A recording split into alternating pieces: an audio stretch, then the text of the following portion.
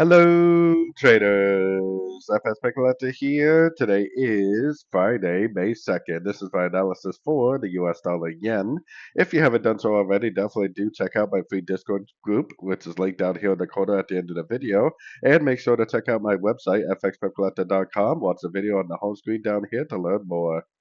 So, anyways, the US dollar yen has been sitting at this 50% level that I've been talking about. I've been saying for quite a while now that the 50 to 61% is the most likely area to end a wave C if this really is an A, B, C correction.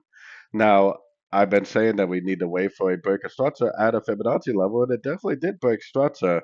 But look how it's breaking structure. It's almost instantly like losing momentum.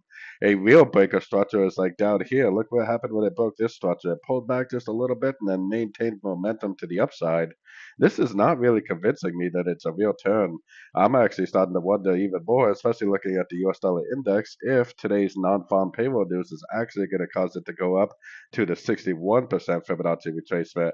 Then the same logic applies, if it makes like that double top break of structure like it tried to do here, but it actually breaks structure with momentum, that is what's going to turn me into a seller. There's a big difference between a break of structure that maintains momentum like this one and the break of structure that we are getting right here today.